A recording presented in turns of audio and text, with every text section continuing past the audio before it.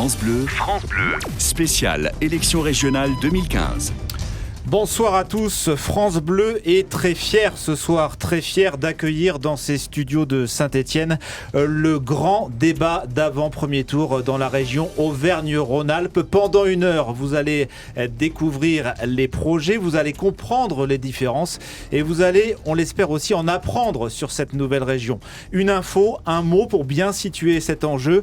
Auvergne-Rhône-Alpes, c'est la deuxième région française en termes d'habitants et de PIB après la région Île-de-France. Bonsoir Emmanuel Moreau. Bonsoir. Vous allez m'accompagner dans ce débat. Nous avons choisi d'inviter les 4 principales têtes de liste. Que je vais vous présenter dans l'ordre établi par le ministère de l'Intérieur. D'abord Christophe Boudot pour la liste Front National présentée par Marine Le Pen. Bonsoir. Bonsoir. Laurent Wauquiez, le grand rassemblement de la droite et du centre. Bonsoir. Bonsoir. Jean-Charles Colas, le rassemblement citoyen, écologique et solidaire. Bonsoir. Et Jean-Jacques Kéran, nous, c'est la région. Bonsoir. Pour commencer, avant de rentrer dans le détail, dans les dossiers et les compétences de la région, on va, Emmanuel, planter le décor. C'est le contexte politique, évidemment. Les attentats ont tout changé. Et oui, 12 jours après les attentats et 11 jours avant le premier tour, la campagne a repris, mais même loin de Paris. Le climat est tendu. Les échanges étaient déjà rudes avant les attentats. Et les prises de position de Laurent Wauquiez, après, ont encore tendu un petit peu plus cette campagne. Ses adversaires n'ont pas épargné les critiques avec des qualificatifs assez forts. On a entendu indécence ou indignité. Un débat qui tourne autour des questions nationales et avant tout des problèmes de sécurité. Alors bien sûr, ça concerne la région, mais c'est loin d'être l'essentiel du travail du Conseil régional. L'enjeu de cette élection est aussi de réussir la fusion des deux régions. Ce n'est pas que le vivre ensemble, c'est aussi comment faire vivre ensemble Auvergne et Rhône-Alpes. Jean-Charles Colas, pour les écologistes, vous avez été le premier à parler d'indignité à propos de Laurent Wauquiez. Alors, je ne crois pas avoir utilisé le mot d'indignité. Laurent Wauquiez le sait bien. D'ailleurs, je lance difficilement ce genre de mots. Par contre, je me suis insurgé sur le fait que le débat se nationalise et qu'on surfe sur la peur des gens et sur la thématique de la sécurité. Non, la France n'est pas en guerre. Nous n'avons pas été attaqués par un État. Et la compétence de la région, ce n'est pas la sécurité, c'est bien une compétence de l'État, que ce soit la police et la justice. Alors que par contre, la région a de vraies compétences et que nous allons élire la majorité régionale et le président de la région sur des compétences qui agissent sur le quotidien des habitants d'Auvergne-Rhône-Alpes. Et j'aimerais bien que le débat tourne autour des compétences de la région. Et on y va, et c'est aussi pour ça qu'on évacue d'une certaine manière cette question tout de suite. Christophe Boudot, on a fait beaucoup évidemment autour de ces attentats, c'était justifié. Est-ce que certains, et est-ce que vous faites campagne sur ces questions ? Moi, je me suis abstenu de tout commentaire pendant une semaine parce que la décence le voulait. Les choses étaient trop graves pour pouvoir surfer sur ces événements-là au niveau politique. Moi, je suis parti d'un constat. Nous avons prévenu depuis des dizaines d'années, et notamment depuis quelques années, les dangers qui allaient arriver aujourd'hui et qui sont malheureusement aujourd'hui en train de se produire. Marine Le Pen avait été reçue, par exemple, après les attentats de Charlie, par le gouvernement, par le chef de l'État. Elle avait fait des propositions très intéressantes, très fermes et très précises. Rien n'a été fait. Il a fallu attendre 130 morts, peut-être encore un peu plus, pour pouvoir agir et lancer quelques mesures. Maintenant, passé la période de deuil, vous faites Bien campagne sûr. sur ces sujets quand même. Parce que moi, je crois qu'au contraire de M. Colas, que la sécurité est une constante dans cette région, parce qu'on ne peut pas se déplacer, on ne peut pas aller dans les lycées, vraiment travailler si la sécurité n'est pas assurée. Moi, je crois qu'aujourd'hui, nous sommes en guerre, parce que nous avons un ennemi mortel qui est l'islamisme, et il faut le noter. Il faut le noter. Voilà. Je crois qu'il ne faut pas faire d'angélisme là-dessus et prendre des mesures fortes. Moi, j'applaudirais aux actes. Je n'applaudis pas aux effets de communication. Laurent Wauquiez, qu'est-ce que vous répondez à ceux qui vous accusent d'avoir fait campagne sur ces attentats ? Vous savez, j'ai été au lendemain des attentats en échange avec des familles de notre région qui ont perdu des enfants lors des attentats. Et qu'est-ce qu'ils m'ont dit ? Ils m'ont dit quelque chose de très simple. On ne veut pas que des grands discours. On ne veut pas que se reproduise ce qu'on a connu au début de 2015. On veut que vous agissiez. Et je pense que dans cette période de tourmente, le devoir de chaque élu, et c'est d'ailleurs ce à quoi le président de la République a invité l'ensemble des élus, c'est de réfléchir comment est-ce qu'on peut, à notre niveau, prendre des mesures pour améliorer et renforcer la sécurité de nos compatriotes. Oui, j'assume de dire que la région doit travailler sur ces questions. Oui, je considère qu'on a face à nous une menace terroriste et je ne veux pas qu'on laisse nos enfants sans protection. Oui, quand la région a la charge des lycées, je ne peux pas comprendre qu'on laisse des lycées aujourd'hui ouverts sans qu'on ait des portiques et des systèmes de protection. Il ne vous est pas reproché d'avoir parlé, il vous est reproché d'avoir parlé peut-être un peu vite. Combien faut-il de morts pour qu'on réagisse ? Vous vous souvenez ce qui s'était passé au lendemain de ce qui s'est passé à Charlie Hebdo ? Beaucoup d'émotions. On n'a pas agi suffisamment. Aujourd'hui, dans cette période, je pense que ce qu'attendent nos compatriotes, et ils ont raison, c'est des élus qui ont suffisamment d'autorité, suffisamment de détermination pour prendre les mesures qui sont indispensables. Et je veux être très clair dessus. Certains ici ont fait d'autres propositions sur la table. J'ai entendu par exemple M. Kéran faire des propositions en disant on va lutter contre le terrorisme en faisant des subventions aux associations éducatives ou aux mouvements d'éducation populaire. Je crois qu'on ne peut plus se permettre l'angélisme ou le laxisme. On doit aujourd'hui prendre des mesures pour que la région soit un partenaire pour renforcer notre sécurité. Ça veut dire quoi ? Ça veut dire être partenaire des communes, quand par exemple elles veulent mieux protéger leur police municipale. Ça veut dire mieux sécuriser les sites Céveso de notre région. On va développer ces propositions, Laurent Wauquiez, mais je voudrais d'abord qu'on termine le premier tour de table sur le contexte politique et qu'on donne la parole à Jean-Jacques Kéran. Angélisme, laxisme ? D'abord, je crois que dans cette situation douloureuse, difficile, il fallait que les hommes politiques réagissent avec dignité, avec responsabilité et avec unité. Chacun jugera des propos, des comportements. Moi, je pense que c'est le devoir des politiques. On sait qu'il y a un discrédit vis-à-vis, un doute vis-à-vis de la politique, d'être à la hauteur de l'émotion, à la hauteur des souffrances que des familles, que les Français ont endurées. Moi, j'étais aux obsèques d'une jeune Lyonnaise, il y avait 700 personnes à Enay, c'était lundi. Et moi, je garderai toujours cette image de cette jeune fille fauchée à 24 ans. Ça, c'est ce qui nous touche en tant qu'hommes et en tant que responsables. Donc moi, je n'ai pas couru les médias, je n'ai pas couru les plateaux de télévision, j'ai pas fait... Quand vous dites « moi, je n'ai pas », vous accusez indirectement d'autres de l'avoir fait. Chacun jugera les comportements. Je pense que dans ce temps, il faut que l'ensemble du pays puisse faire face, avec des responsables politiques, à la hauteur. Et qu'on ne se précipite pas dans des propositions dont on voit bien que leur caractère est complètement lié à des événements, mais en même temps dont on voit que en partie, elles ne peuvent pas être mises en place. Donc, clairement, pour aller sur les propositions, on ne peut pas installer de portique de sécurité à l'entrée des lycées, M. Kéran. D'abord, je vous dis ce que fait la région. Après les attentats qui se sont produits, nous avons dégagé un budget de 5 millions d'euros pour les lycées, en matière de vidéosurveillance et de protection. Ça a été un amendement qui a été voté lors du budget. 1,4 million. Là, vous parlez des attentats de Charlie Hebdo. De Charlie Hebdo, janvier 2015. 1,4 million pour les lycées privés. C'est mis en œuvre. Ça veut dire qu'aujourd'hui, la moitié des lycées, en fonction des décisions des conseils d'administration, ont des systèmes qui permettent d'avoir cette surveillance renforcée. Faut-il aller plus loin ? Je crois que là-dessus, entendons-nous bien. La responsabilité en matière de sécurité, elle relève de l'État. Nous nous inscrivons dans le pacte de sécurité du président de la République. Il ne s'agit pas de dire on se lave les mains des situations. Donc clairement, les portiques, Monsieur Kéran, je suis désolé, mais il va falloir maîtriser votre temps de parole comme les autres. L'idée des portiques de sécurité. Les portiques de sécurité, quand c'est nécessaire, oui, mais il ne faut pas systématiser et généraliser ces propositions. Je crois que c'est au conseil d'administration des lycées de faire des propositions et que c'est à l'autorité régionale de les retenir. Emmanuel Moreau. D'une manière un petit peu plus politique, est-ce que vous pensez que ces attentats vont avoir une répercussion ? Et plus généralement, est-ce que la question de la sécurité dans la région peut avoir une importance pour les électeurs ? Est-ce que ça va compter ou est-ce que c'est un thème qui n'est peut-être pas qui peut être un peu secondaire par rapport à d'autres thèmes, comme par exemple l'emploi, comme par exemple les transports, ce qui fait vraiment le quotidien des gens ? Jean-Charles Coalès. Oui, bien sûr que la sécurité va compter dans ce débat. Après, j'aimerais répondre à M. Wauquiez que l'honnêteté, c'est pas l'angélisme. Le pays où il y a le plus de portiques de sécurité à l'entrée des lycées, c'est le pays où il y a le plus de fusillades dans les lycées, c'est les États-Unis. La sécurité, c'est d'abord de la présence humaine, des adultes dans les lycées. Et M. Wauquiez avait annoncé qu'il voulait supprimer le nombre de fonctionnaires de la région, un certain nombre de fonctionnaires à la région. Aujourd'hui, la présence des agents dans les lycées, c'est extrêmement important.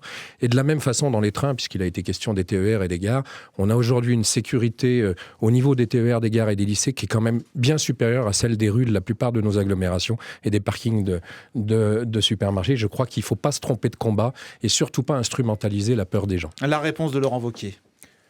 Aujourd'hui, est-ce qu'on a bien compris ce à quoi on a à faire face ? Bien sûr. Du jour au lendemain, on peut avoir des terroristes en puissance qui rentrent dans un lycée et font des saccages. Je ne peux pas accepter un discours consistant à dire « mais c'est bon, on a déjà protégé la moitié des lycées » et l'autre moitié des lycées. Évidemment qu'il faut agir. Et évidemment qu'il faut agir tout de suite sur la protection de l'ensemble de nos lycées sans attendre.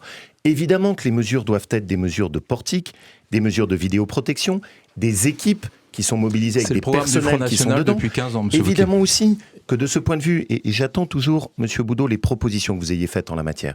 Évidemment, par exemple, sur les TER et les gares, il faut aujourd'hui qu'on sécurise l'ensemble. Mais pas seulement. La sécurité, c'est aussi l'affaire de la région. Et ce que je souhaite, et c'est des propositions que j'ai mises sur la table, et je serais heureux que tous les candidats puissent se retrouver autour, c'est que la région devienne un vrai partenaire de sécurité. Et aussi, aux côtés de l'État, pour mettre hors d'état de nuire tous les individus qui se rapprochent des réseaux terroristes. C'est pas une question de compétence pour vous? Non, évidemment que non. Et combien de postes créés, du coup ? Arrêtons cette espèce de jeu dans lequel chacun se renvoie la balle. La région, aujourd'hui, doit agir. Chacun, dans les responsabilités qui sont les siennes, doit agir. Et on n'a que trop attendu. Découvrir aujourd'hui que la moitié de nos lycées ne sont pas sécurisés, c'est pas à la hauteur de ce qu'on attend. Christophe Boudot, sur cette sécurité dans les lycées, c'est la compétence de la région aussi. Monsieur Wauquiez a beau jeu de rappeler aujourd'hui les mesures de sécurité que nous avons présentées il y a plus d'une dizaine d'années, notamment je me souviens de Liliane Bourry, en conseil municipal de Lyon, à la région, sur ses portiques, sur la vidéosurveillance. Tout ça est repris aujourd'hui à quelques semaines des élections. C'est pas dans le rétroviseur qu'il faut regarder, Monsieur Boudot. Oui, justement, ce sont des mesures que nous aurions dû appliquer. Ce qui compte, c'est qu'on soit tous capables de se projeter vers Monsieur Boudot aller jusqu'au bout de son idée. Je vous ai écouté, donc écoutez-moi quelques instants, s'il vous plaît. Je voulais quand même vous dire que c'est votre gouvernement, Monsieur Wauquiez, qui a supprimé 12 500 postes de policiers et de gendarmes. C'est votre gouvernement, Monsieur Wauquiez, qui a supprimé 2000 postes de douaniers et 54 000 postes de militaires en 5 ans. Donc voilà, vous avez abaissé considérablement la protection des Français et aujourd'hui vous voudrez nous dire qu'il faut faire de la surenchère dans la sécurité. Je crois que nos compatriotes sont très intelligents et ils savent très bien qui a désarmé la France et qui voulait au contraire la protéger. Voilà, les faits sont têtus mais les faits sont là, Monsieur Wauquiez. J'ai été le premier à reconnaître... Je vous laisse 10 secondes, vraiment, Merci. Monsieur Wauquiez. J'ai été le premier à reconnaître que nous avions fait des erreurs.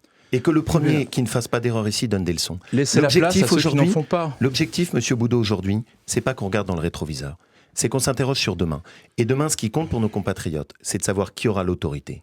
Qui aura la crédibilité et la détermination suffisante pour prendre les mesures. Messieurs, on arrête sur la question des attentats et la question de la sécurité. On va parler des autres compétences et des compétences principales de la région tout à l'heure. Mais d'abord, Emmanuel, un tour de table des 4 candidats qui finalement veulent tous présider cette future région. Mais pourquoi ?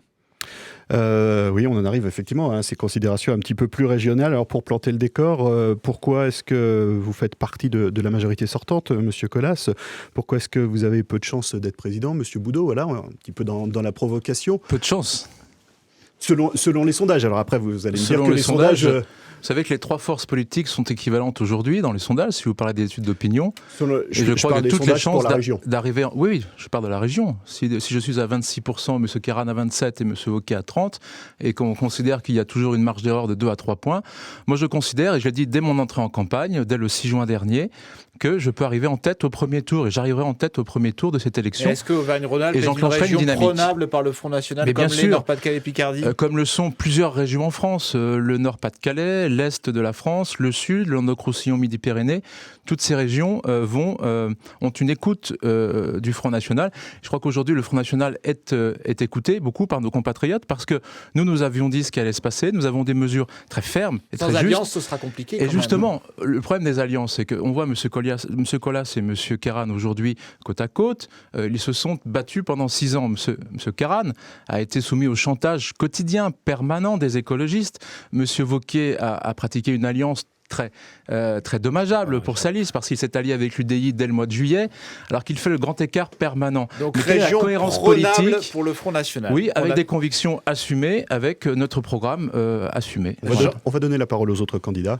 Effectivement, Jean-Charles Colas, vous avez été un petit peu mis en cause. Effectivement, vous faites partie de la majorité sortante. Vous vous présentez sur une liste indépendante, Pourquoi justement ce choix, ce positionnement politique Est-ce que vous avez fait du chantage, par exemple, à Jean-Jacques Kéran? Non, je crois que M. Boudot, d'ailleurs comme M. Wauquiez, se trompe d'élection. C'est une élection proportionnelle à 2 tours. Et déjà en 2004, déjà en 2010, ça veut dire qu'au premier tour, des listes présentent des projets, parce que les projets sont différents, effectivement.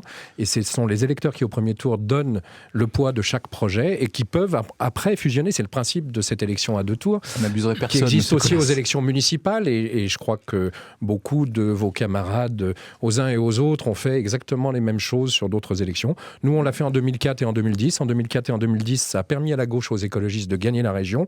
Est-ce que ça se refera en 2015 ? La question est là. Ça dépendra à la fois du vote des électeurs au premier tour et du projet qu'on construira ou pas. Ce tour de table des raisons de votre candidature. Jean-Jacques Kéran, déjà 2 mandats. Pourquoi un 3e ? Pour 2 raisons. D'abord, parce que c'est un beau défi de faire cette grande région Auvergne-Rhône-Alpes. Et il y avait ce matin un sondage dans Le Progrès qui montrait que s'il y avait des réserves il y a un peu plus d'1 an, maintenant la majorité de l'opinion est pour cette grande région, que ce soit en Auvergne ou que ce soit en Rhône-Alpes. C'est peut-être le travail que nous avons fait avec René Souchon, le président de la région Auvergne, qui s'inscrit dans cette démarche. Donc c'est le défi.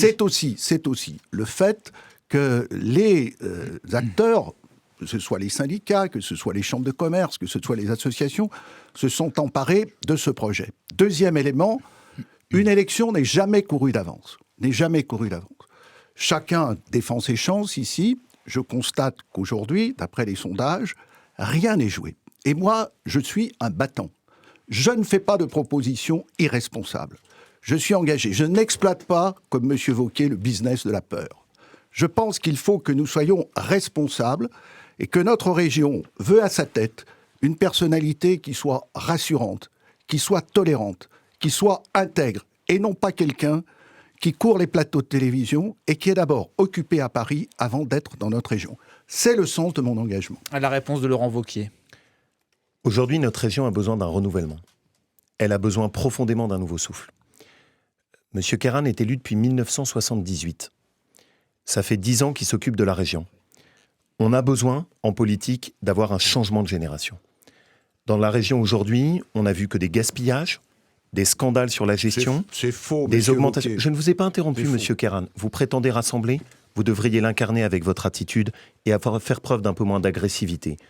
De ce point de vue, on a besoin d'une nouvelle génération qui ne soit pas dans le gaspillage, qui ne soit pas dans les augmentations d'impôts, pas les scandales comme la construction de l'hôtel de région qu'on a vécu à Lyon.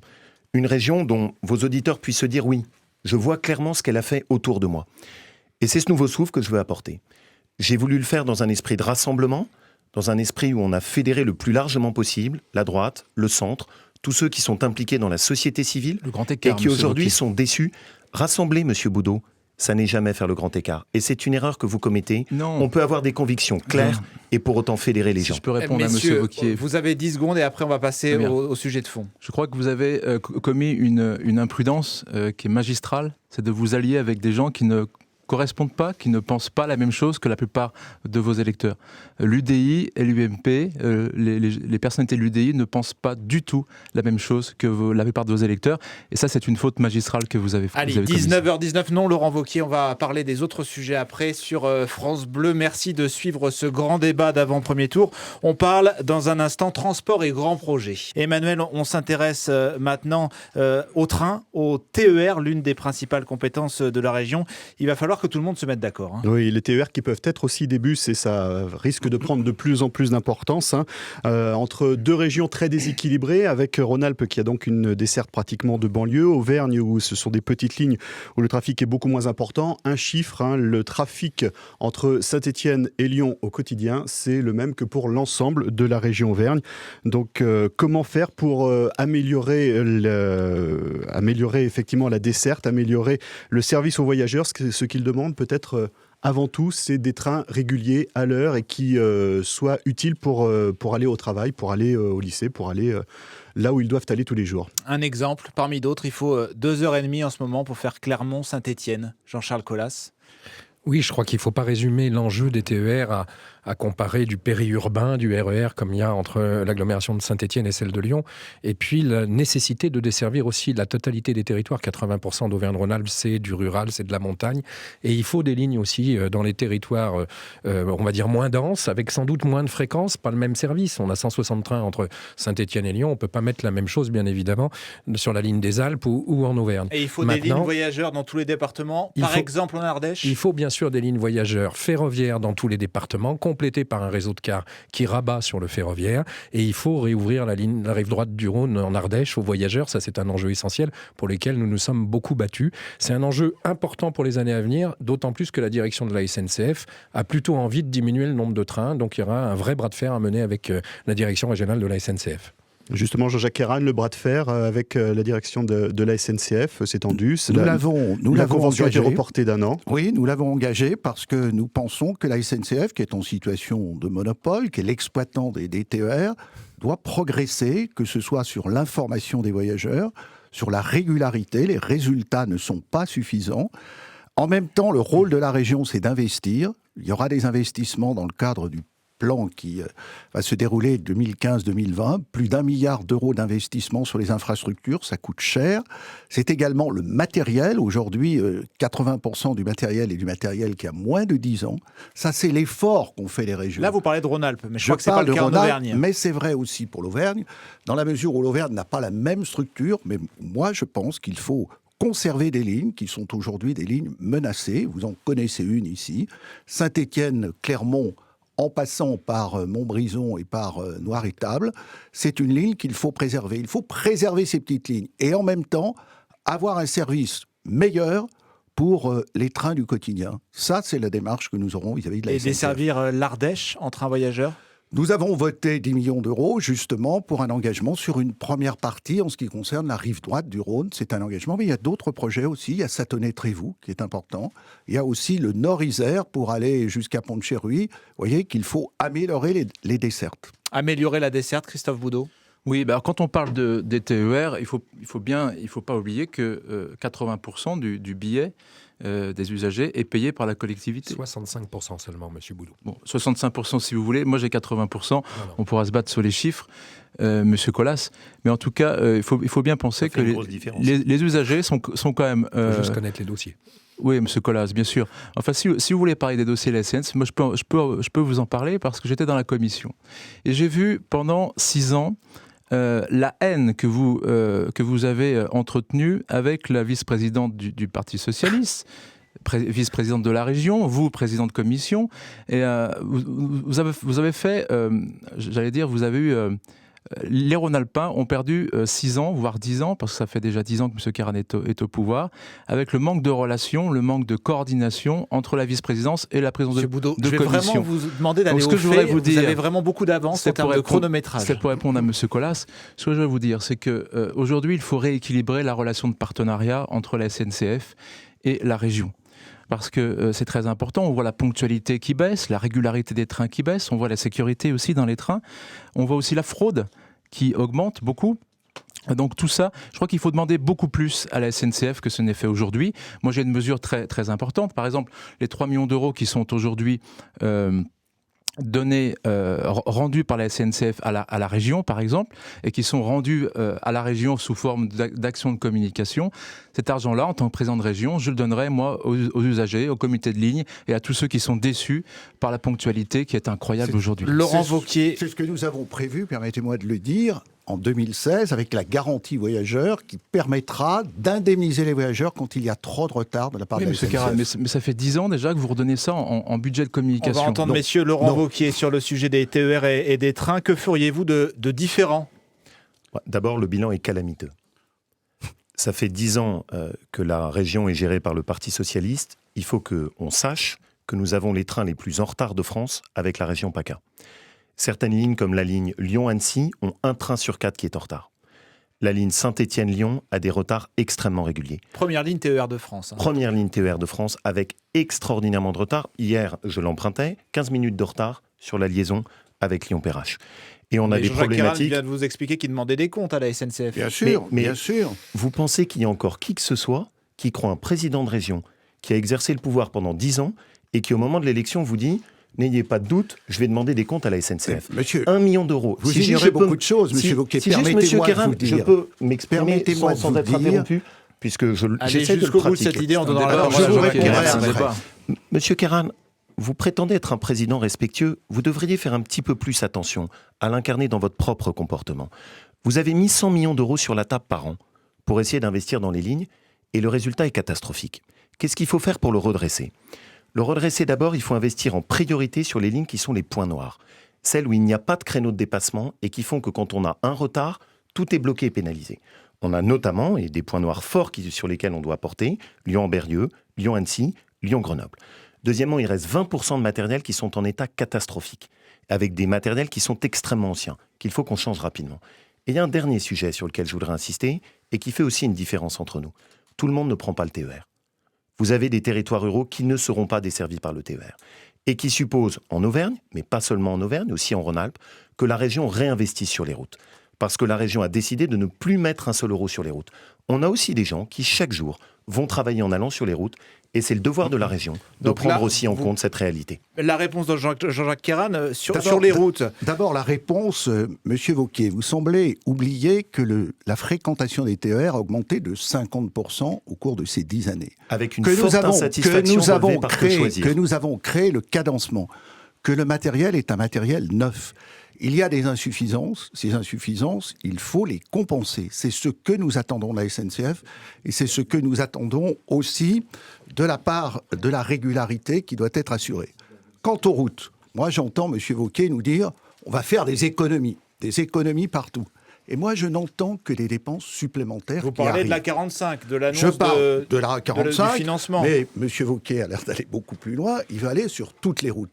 La 45, c'est la seconde autoroute Lyon-Saint-Étienne. C'est démagogique. Monsieur Kéran, les écologistes n'en veulent pas, vous le savez très bien. Mais vous connaissez ma position. Ben oui, mais enfin, J'ai dit sur la vous serez au 45, deuxième tour avec les écologistes, donc soyez beaucoup plus clair en disant pas d'argent sur la route. Mais c'est ce que vous avez fait pendant 6 ans. Sur cette question des routes, ça a été notre position constante depuis 10 ans. Reprécisons bien les choses. Sur la Excepté. 45, deuxième autoroute entre Saint-Étienne et Lyon, que Jean-Jacques Kéran a pour l'instant refusé de financer. Jean-Charles Colas, sur cette question-là, pas de marge de manœuvre ? Non, Parce mais que Laurent Wauquiez, il annonce qu'il a financé. Après, les choses Il va sont financer simples. des trains, des routes, il va financer il y a des matériels. aujourd'hui des lois ça, en c'est France. extraordinaire. Il y a Et pas augmenter les il y a impôts. aujourd'hui des lois en France que M. Wauquiez devrait particulièrement connaître, puisqu'il devrait les avoir lues avant d'avoir voté pour ou contre, qui donnent les compétences aux différentes collectivités. Les autoroutes relèvent des concessions et de l'État. Les routes relèvent aujourd'hui des départements et des communautés d'agglomération urbaine, etc. La région a la compétence sur le ferroviaire. Donc la priorité, c'est le ferroviaire. Il faut arrêter de saupoudrer. Et puis je voudrais juste dire à M. Wauquiez qu'il faut qu'il mette à jour ces informations. D'énormes travaux, 110 millions d'euros ont été faits sur la ligne Lyon-Ambérieu. Et d'ailleurs, depuis que ces travaux ont été faits, ce n'est plus un point noir. Et même le président de l'association, qui était particulièrement vindicatif, l'a reconnu ces dernières semaines. Donc effectivement, il y a des choses en cours. Il reste beaucoup à faire, c'est clair.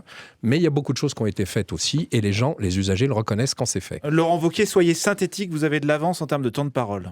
Où faire des économies ? 180 millions d'euros pour le palais de la région qui a été construit au sud de Lyon.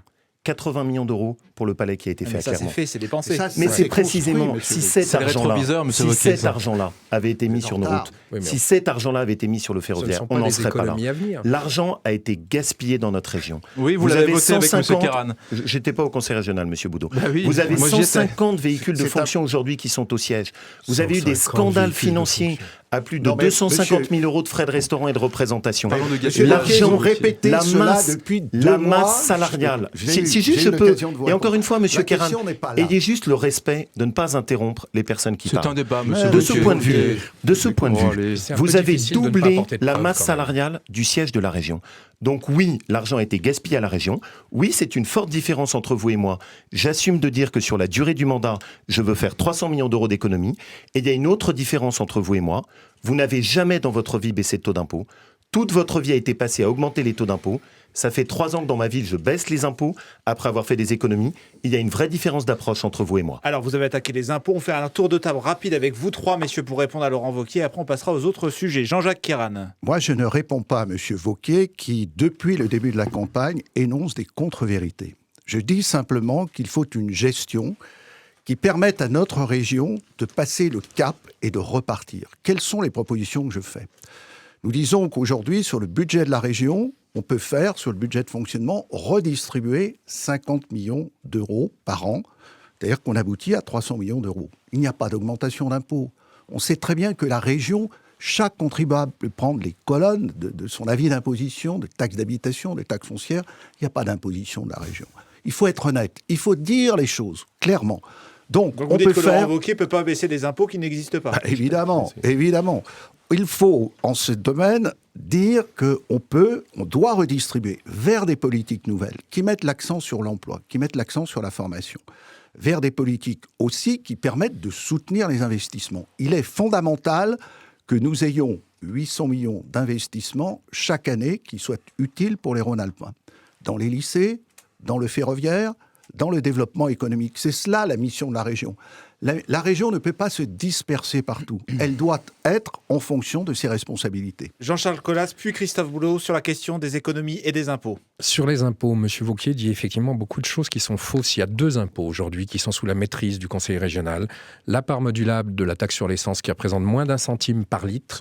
Et la carte grise où effectivement si on baissait de 3 € par cheval fiscal, ça veut dire que pour un citoyen d'Auvergne ou de Rhône-Alpes qui change de voiture tous les 5 ans et qui achète une 6 chevaux, ça représente 18 € d'économie tous les 5 ans.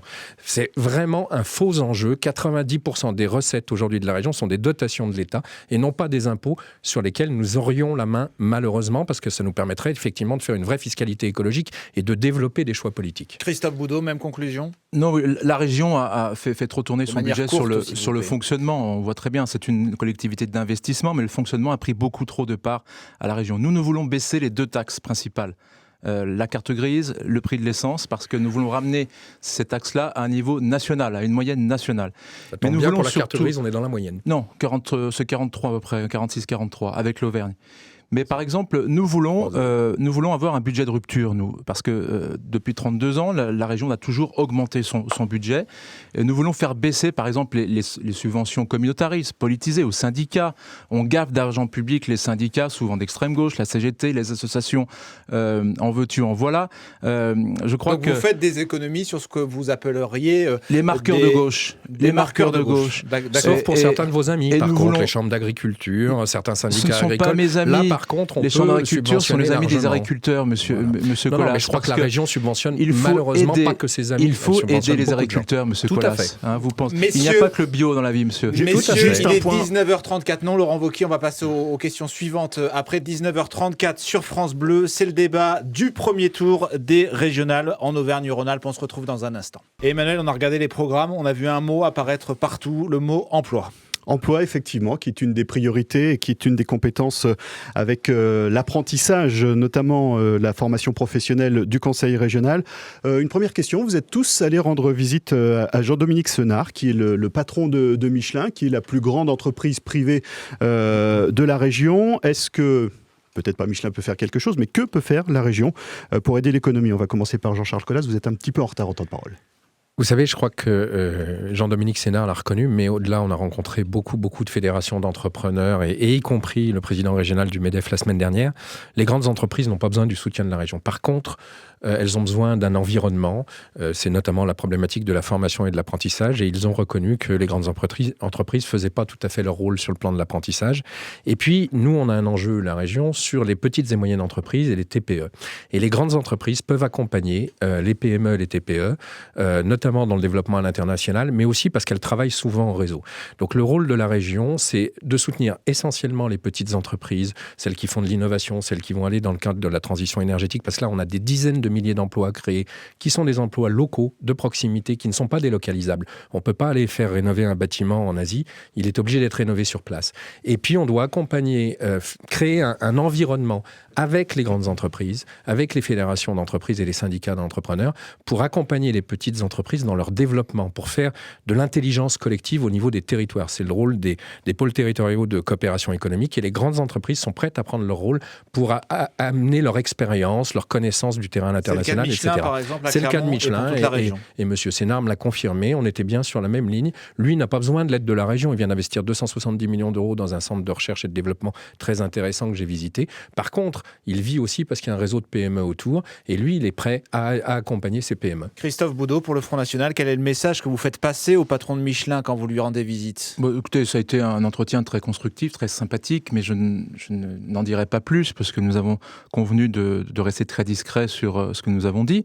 Mais effectivement, je sens que cette entreprise, ce fleuron technologique national, est tout à fait en phase avec ce que nous disons depuis très longtemps, parce que la région doit effectivement être un partenaire et d'être au service des entreprises, des grandes entreprises et aussi surtout des petites. On peut des favoriser PME. le développement de Michelin et de ses sous-traitants Oui, dans la région, par des transports. Je pense à l'aéroport Saint-Exupéry, je pense aussi à tout ce qui est recherche-développement. La région doit être autour de ces grandes entreprises. Mais la région doit surtout être au service des TPE et des PME. C'est elle qui crée l'emploi localement. Ce sont des emplois qui sont non délocalisables. Et au travers de toutes les rencontres que j'ai pu faire avec les chefs d'entreprise, avec les syndicats professionnels, la CAPEB, la CGPME et autres, ils m'ont dit qu'ils ont vraiment l'impression d'avoir été mis à côté de la région et de la construction des dispositifs. Nous pensons qu'il faut faire rentrer l'entrepreneuriat dans la région, dans les dispositifs, les co-construire, animer avec eux. J'ai souhaité, moi, m'entourer d'une équipe de chefs d'entreprise performants qui aujourd'hui créent des emplois. Jean-Pierre Barbier, Charles Perrault, Bruno Deziès, tous ces gens-là seront des vice-présidents de la région qui seront vraiment à temps complet, à 100% pour l'apprentissage, pour la formation professionnelle. Par exemple, les lycées agricoles, les lycées techniques devront être coprésidés par des chefs d'entreprise parce qu'il faut faire rentrer maintenant l'entreprise. Un exemple tout bête, la région dépense... Il faut tout diriger avec des chefs d'entreprise, Christophe Boudot. Mais en matière d'emploi, oui, parce que c'est eux qui connaissent exactement ce qu'il faut faire pour l'apprentissage, qui connaissent vraiment les bassins d'emploi et adapter les formations directement pour ces formations-là directement au plus près de l'emploi. Vous savez, nous au Front National, nous sommes des gens pragmatiques et nous voulons vraiment associer les chefs d'entreprise à tous les dispositifs, faire par exemple un forum permanent des métiers à la région. Ce n'est pas fait pour mettre en contact les enfants, les jeunes, avec les métiers d'art, les ébénisteries, les plomberies, pour que vraiment chacun sache que l'intelligence de la main, c'est énorme et c'est une richesse pour nous. Jean-Jacques Kéran, que peut faire la région pour aider l'économie, pour aider l'emploi ? Nous avons une économie Auvergne-Rhône-Alpes qui repose d'abord sur l'industrie, je veux le souligner. Notre devoir, c'est d'accompagner l'industrie dans sa grande diversité, vous avez cité Michelin, mais qui vont des biotechnologies, qui vont du numérique. C'est pas sûr. C'est pas assuré. Par exemple, j'ai dit sur Grenoble qu'il fallait un Airbus de la microélectronique pour permettre d'aller au niveau européen, d'avoir un consortium européen tel qu'Airbus pour garantir la présence de cette microélectronique qui représente 35 000 emplois sur le bassin grenoblois. Il faut accompagner les PME. Nous avons un plan PME qui marche bien, qui aujourd'hui concerne 5 000 PME. On doit pouvoir le doubler, permettre aux PME d'avoir les transferts d'innovation. Et ça, c'est le deuxième I, c'est l'innovation. Soutenir l'investissement. Nous avons créé un fonds régional d'investissement et je pense que c'est bien pour les entreprises PME qui sont à la recherche de sources de financement. Donc voilà quelles sont les clés, à mon avis, qui sont essentielles. Il n'y a pas de promesses chiffrées, sauf si ça m'a échappé dans votre programme en termes de création d'emplois, Jean-Jacques Kéran. J'ai dit que nous accompagnerons 100 000 demandeurs d'emploi grâce aux actions de formation de la région. Mais pas de promesse de création d'emplois. Non, il faut, dans ce domaine, ne pas faire de promesses en l'air. Nous avons créé les contrats d'aide et de retour à l'emploi durable. On en a fait 35 000. 35 000 personnes qui ont retrouvé l'emploi grâce au concours de la région aux côtés des entreprises ou des branches professionnelles. C'est un succès. On continuera. Les conditions doivent être favorables. Et puis, je veux aussi insister sur la dimension formation. Oui, l'apprentissage, c'est la responsabilité de la région. Il faut des campus des métiers, des campus qui permettent d'avoir les entreprises, les lieux de formation, lycée, bien sûr, CFA, à être côte à côte. Il faut aussi, pour les apprentis, permettre qu'ils aillent ensuite vers l'emploi. Un maître d'apprentissage hésite parfois à recruter un apprenti parce qu'il dit « qu'est-ce que je vais en faire à la sortie ?» C'est pour ça que je propose qu'il y ait une prime qui soit prolongée pour les apprentis dans les entreprises de moins de 20 salariés pour continuer ainsi cet effort de formation professionnelle. Laurent Wauquiez. L'apprentissage, mais encore. Bon, d'abord, Michelin, c'est pas une entreprise que je découvre au moment de la campagne électorale. C'est une entreprise que j'ai beaucoup accompagnée, avec laquelle on a beaucoup travaillé et qui est un des fleurons à la fois de l'Auvergne et de notre région. Il a reçu tous les candidats, bien sûr, Michelin, bien sûr. Emmanuel, on va le Oui, préciser, tous ceux qui le demandaient, qui le souhaitaient, effectivement. En matière d'emploi, il ne faut pas se payer de mots. Il faut qu'on ait des mesures très concrètes, de bon sens, qui agissent là où on peut avoir un effet de levier. Je propose 2 choses que tout le monde peut comprendre. La première, d'abord, sur nos marchés publics, je veux qu'on mette en place une préférence régionale, consistant à faire en sorte que dans les marchés publics subventionnés par nos impôts, ça puisse bénéficier en priorité à des entreprises de la région. C'est le programme du Front National, Monsieur Wauquiez. Merci beaucoup. Vous êtes gentil, mais vous n'avez pas de monopole, Monsieur Boudot.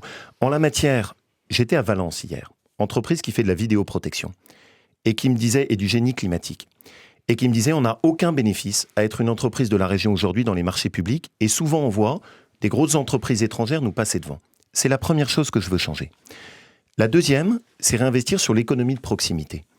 Aujourd'hui, commerce, artisanat, les petites entreprises, souvent assommées de charges qui ont énormément augmenté, ont du mal à embaucher. Mais là aussi, quel est le levier de la région ? Le levier est très simple. C'est qu'on subventionne un programme zéro charge pour les petites entreprises qui embauchent. Programme que j'avais mis en place quand j'étais au ministère de l'Emploi et qui permet d'avoir un effet de levier important. On mise sur les petites entreprises qui, elles, embauchent beaucoup, mais qui souvent hésitent à cause des charges. Aujourd'hui, il reste encore des charges quand vous embauchez quelqu'un. Et donc, ce qu'on veut faire, c'est accompagner avec une région qui dit, écoutez, plutôt que de mettre de l'argent sur des prestations sociales, on préfère le mettre sur le fait d'aider les gens à être en emploi. Troisième élément, c'est que dans le même temps où on aide les entreprises, il faut aussi qu'elles fassent un effort pour nos jeunes.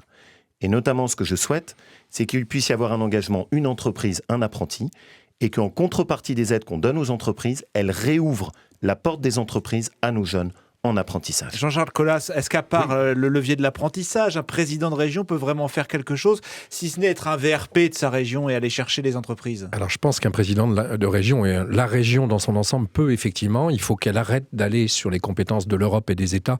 L'Airbus de la microélectronique, ça relève de l'Europe et des États. Par contre, effectivement, l'artisanat, les PME, c'est un enjeu extrêmement important sur lequel la région peut avoir un effet. Je ne partage pas l'analyse de M. Wauquiez. Aujourd'hui, les petites entreprises et les artisans font leur taf en matière d'apprentissage parce que c'est une culture très ancienne de prendre des apprentis dans ce milieu-là. Et ce sont les moyennes et grandes entreprises. Les ETI donc et les grands groupes. On a la même vision là-dessus. Un apprenti, une entreprise, parce qu'une entreprise de 250 salariés peut prendre plusieurs apprentis quand un artisan qui a 2 salariés en prend un aussi. Donc il y a vraiment un enjeu à le développer au niveau des moyennes et grandes entreprises. Et puis en revanche, il faut non pas subventionner ou baisser les charges qui relèvent de l'État aux entreprises. Par contre, il faut créer un marché. La transition énergétique, c'est des dizaines de milliers d'emplois en Rhône-Alpes. Les artisans sont prêts. Les artisans sont prêts. Il suffit. Le marché existe. C'est bon pour les finances des propriétaires ou des locataires. C'est bon pour le climat. On est quand même à quelques jours de la COP21. Et c'est bon pour l'emploi. Et je dis 50 000 emplois en 6 ans. L'Autriche l'a fait. Ils ont créé 300 000 emplois en 10 ans. L'Autriche, c'est 8 millions d'habitants, comme Auvergne-Rhône-Alpes. Vous avez 15 secondes chacun, messieurs Kéran et messieurs Boudot, sur la problématique de l'emploi. Simplement, je veux rappeler que quand M. Wauquiez était secrétaire d'État à l'emploi et à la formation professionnelle, la France a perdu 42 000 apprenants. Voilà, il faut redire cela parce que, M. Wauquiez, vous n'êtes pas... Oui, dans une période de crise qui était très difficile. Vous n'êtes pas ici celui qui découvre les réalités. Est-ce que les contrats d'apprentissage de la région sont en hausse ou en baisse, Monsieur Kéran, aujourd'hui ? Vous les avez affrontés. Sont-ils en hausse ou en baisse, les contrats d'apprentissage dans la région ? On voit votre Est-ce que vous pouvez répondre à cette question simple ? Quant à la question des charges, je voudrais simplement vous dire que le gouvernement ne vous a pas attendu au 1er janvier pour le SMIC. C'est zéro charge. Pour tous les emplois au SMIC, c'est zéro charge. Donc ce que vous proposez comme seul avenir, c'est les salaires au SMIC. C'est ça pour vous votre vision. Je suis désolé, Monsieur Kéran, je n'ai pas la même vision. Moi, je considère qu'on doit pouvoir embaucher quelqu'un qui ne soit pas uniquement au SMIC. Évidemment, je suis très choqué par les propos que vous êtes en train de tenir. Personne ne dira autre chose. Je suis très surpris que vous disiez ça. La conclusion, s'il vous plaît, messieurs, de Christophe Boudot sur la question de l'emploi. Je crois que sur l'emploi, au niveau de la région, c'est un bilan assez catastrophique puisque nous avons plus de 600 000 chômeurs aujourd'hui. J'ai souhaité m'entourer de chefs d'entreprise, je vous l'ai dit tout à l'heure, et accorder une vice-présidence spéciale au commerce, à l'artisanat et à l'apprentissage, et donner ça à des chefs d'entreprise qui, eux, créent des emplois tous les jours. Je crois que l'État devra de toute façon faire sa révolution, baisser les normes, baisser les charges, parce que les entreprises aussi crèvent de charges sociales trop importantes. Nous avons une proposition très simple, le chèque TPE emploi, qui prendra les charges sociales pour l'embauche d'un salarié pour 5000 personnes aujourd'hui. Donc c'est un budget que nous allons accorder à l'entreprise, à la petite entreprise qui aujourd'hui crée l'emploi en région. 19h47 sur 50 millions France d'euros. Bleu. 50 millions d'euros. Messieurs, s'il vous plaît, 5000 personnes, 10 000 euros par an. Il nous reste une dizaine de minutes pour conclure ce débat sur France Bleu jusqu'à 20h sur les élections régionales en Auvergne-Rhône-Alpes. France Bleu, élections régionales. Emmanuel, on parle de l'avenir de la deuxième région de France. Après l'Île-de-France, une grosse machine.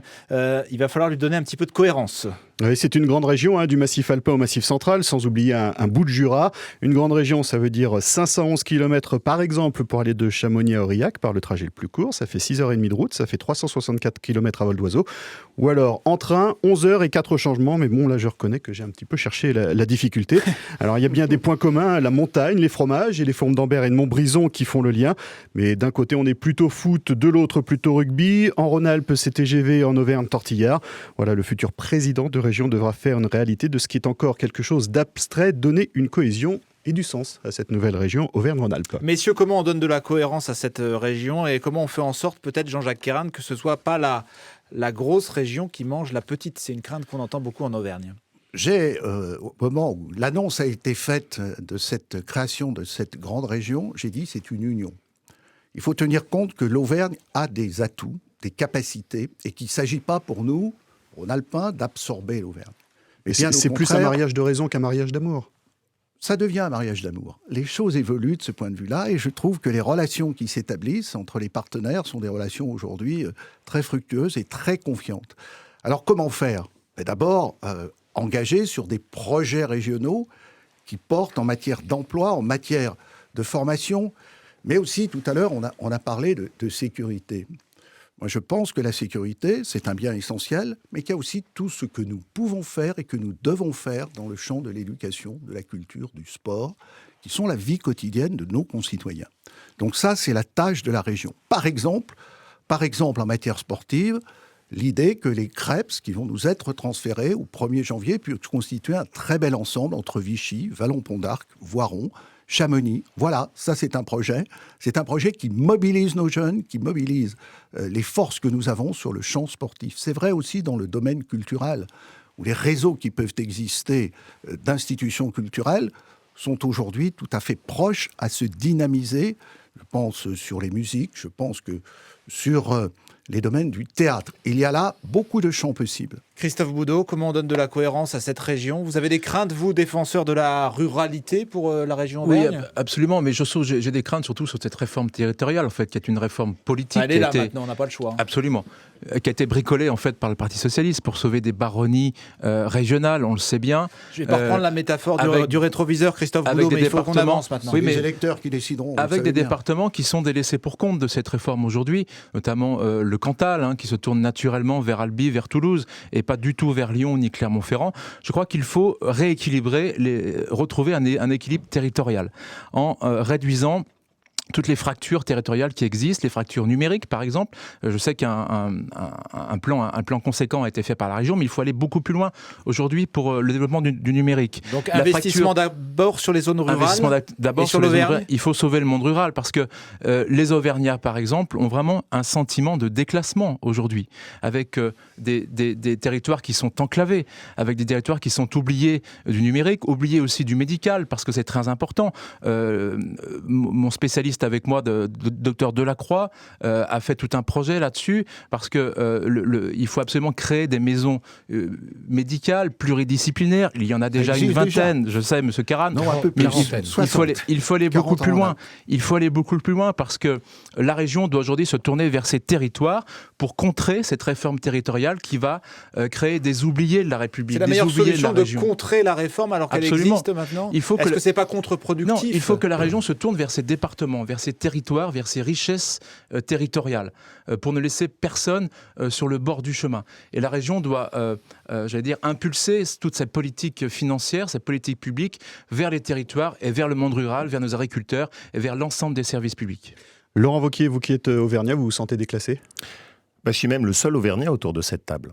Et même pour être plus précis, je suis le seul qui vient d'un département rural. Parisien ou auvergnat ? Parce que j'aime bien, je vis au Puy avec ma famille, Monsieur Baudot. J'aime bien les propos qui sont tenus par des gens qui viennent d'univers complètement urbains et qui nous expliquent ce que c'est que la ruralité. Parmi les chefs de file, nous sommes la seule équipe à avoir fait le choix de prendre un chef de file qui soit issu d'un département rural et qui soit issu de l'Auvergne. Le message qui est très clair qu'on souhaitait envoyer, c'est dans la grande région demain, on ne veut pas d'une ruralité oubliée. Dans la grande région demain, on veut faire en sorte que ce ne soit pas uniquement les grandes villes, mais qu'on ait aussi l'attention aux départements ruraux, aux territoires qui sont autour des grandes agglomérations. Et c'est très important pour moi. Et notre équipe sera celle qui défendra la ruralité, avec des propositions très précises. D'abord, la désertification médicale, qui est un sujet majeur. Les délais pour avoir un rendez-vous avec un spécialiste sont devenus catastrophiques. La place avec un médecin généraliste. Et la région ne s'est pas assez occupée de ces sujets. On en a beaucoup trop peu fait. Il faut vraiment prendre la question à bras-le-corps en favorisant des bourses pour les étudiants de médecine et en contrepartie en leur demandant de venir s'installer sur des territoires qui sont en déprise médicale. Ça existe déjà. Juste, Monsieur Kéran, Mais je vous le dis. Je vais être très clair avec vous. Oui, ça existe Est-ce déjà. que vous savez combien est-ce que vous avez subventionné d'aide à l'installation, pas d'aide au stage, l'année dernière ? Vous en avez subventionné 4, Monsieur Kéran. Nous avons, Monsieur 4 Wauquiez, médecins. Alors, créé ce rythme-là, des maisons de santé qui sont un vrai succès. Mais une maison de santé sans médecin, Monsieur Kéran, reprenez, les si je peux me permettre, avec un peu d'humour, un peu de bon sens rural. C'est pas la maison de santé qu'on demande. Ce qu'on demande, c'est les médecins, nous. Le deuxième élément qui est très important, c'est l'Internet et le mobile. Je vais vous demander de faire court, il faut qu'on donne la parole à Jean-Charles Je vais faire Colas. tout de suite très court. Et le troisième élément, c'est pas perdre l'agriculture. Aujourd'hui, on a moins d'un produit sur 2 dans nos cantines qui vient de l'agriculture de la région. Moi, je veux défendre notre agriculture. Je veux être aux côtés de ce que sont la fierté de nos produits de terroir et remettre l'agriculture dans nos assiettes, dans nos cantines scolaires. Et vos députés votent pour le traité transatlantique, Monsieur Wauquiez. C'est une Jean-Charles incohérence Colas, totale. sur la cohérence de la région Auvergne-Rhône-Alpes. Oui, je crois. D'abord l'agriculture, d'abord la ruralité. Je crois que le débat et la préoccupation des habitants d'Auvergne-Rhône-Alpes, c'est pas est-ce que d'un côté c'est l'Auvergne, de l'autre côté c'est Rhône-Alpes. On a aujourd'hui une loi métropole qui a donné beaucoup de pouvoir et de compétences aux métropoles au pluriel, et en particulier à la métropole lyonnaise. Et on a 80% du territoire qui est à l'extérieur de ces métropoles. Et la vraie difficulté, le rôle de la région à venir, c'est de rééquilibrer entre les métropoles et l'ensemble du territoire. Il y a autant de gens qui vivent et de territoires ruraux en Rhône-Alpes qu'en Auvergne. Et il y a des déséquilibres partout. Le rôle de la région, ça va être effectivement de compenser ce déséquilibre, en particulier sur la question des services publics. Alors on a parlé de la santé, de l'alimentation, mais c'est l'ensemble des services publics qui ont été attaqués depuis 15-20 ans de manière très forte, y compris dans les territoires ruraux. On a fermé des dizaines de services publics dans les territoires ruraux. C'est quand même les gouvernements successifs depuis 20 ans qui ont fermé des services d'urgence, des services de maternité, des maisons de santé, comme vous le dites, Monsieur Wauquiez, qui ont supprimé ces services-là dans les territoires un peu moins denses parce qu'il faut faire des économies au niveau de l'État. Donc je pense que nos concitoyens aujourd'hui, ils attendent des hommes politiques qui fassent ce qu'ils disent. Et aujourd'hui, on a quand même, et en particulier de la part de M. Wauquiez, on l'a vu sur la sécurité en début de débat, des gens qui aujourd'hui disent le contraire de ce qu'ils ont fait il y a 5 ans, il y a 10 ans. C'est quand même un petit peu dangereux. Il nous reste un moins de 3 minutes, messieurs, pour conclure. On a regardé, Emmanuel, et je vous demandais beaucoup de discipline sur votre conclusion, le point commun dans cette région, et finalement, on a vu qu'il y avait de la montagne un peu partout. Effectivement, des montagnes, les Alpes, le Massif central, l'altitude n'est pas forcément la même, mais la réalité est-elle la même pour ceux qui y vivent ? L'opposition, elle est ville-campagne, mais est-ce qu'elle n'est pas aussi, justement, c'est pas une opposition, mais comment faire vivre la montagne dans cette nouvelle région ? C'est un atout, Jean-Charles Colas ? Bien sûr que c'est un atout et c'est un enjeu majeur avec le dérèglement climatique, parce que nos montagnes vont perdre de la neige, parce que nos montagnes vont perdre du tourisme, parce qu'il y a aujourd'hui des milliers de logements en montagne qui ont été construits il y a 50 ans, qui sont des passoires énergétiques et qu'il faut rénover. Et c'est un enjeu extrêmement important, y compris en création d'emplois. Et ça, c'est effectivement un enjeu sur lequel la région doit monter en charge très fortement. Jean-Jacques Kéran, l'atout de la montagne ? C'est un formidable atout touristique, mais c'est aussi pour ceux qui y vivent le besoin d'avoir des emplois, d'avoir des services. Il faut que la montagne soit bien reliée, qu'elle soit bien connectée, que la montagne aussi fasse preuve, et je pense qu'il y a beaucoup d'énergie, fasse preuve d'innovation en ce qui concerne le fonctionnement même des services publics et des services privés. Nous avons fait Montagne 2040. Ça a été une somme de propositions formidables de la part des jeunes, de la part des moins jeunes aussi, pour dire on aime notre montagne, on veut y vivre. Et ça, pour la région Auvergne-Rhône-Alpes, première région de montagne en Europe, c'est un formidable atout. Atout touristique, évidemment, on y pense, Christophe Boudot. Bien sûr, quand je parle de redonner vie au monde rural, c'est aussi au monde de la montagne, qui est aujourd'hui une sacrée chance pour notre région, qu'il faut bien sûr soutenir. Des choses sont faites déjà, et il faut aller beaucoup plus loin là-dessus. Mais je voudrais revenir très, très brièvement sur le gaspillage de l'argent public, parce que tout ça, c'est de l'argent qui manque justement pour les investissements de montagne, les investissements du monde rural. Quand M. Wauquiez et M. Kéran, enfin les groupes de M. Wauquiez et M. Kéran, votent conjointement des budget effarant pour l'action internationale, par exemple, qui n'est pas du tout une compétence de la région, c'est à l'État de faire des coopérations internationales. Et tout cet argent manque pour le milieu de la montagne et manque pour le monde rural.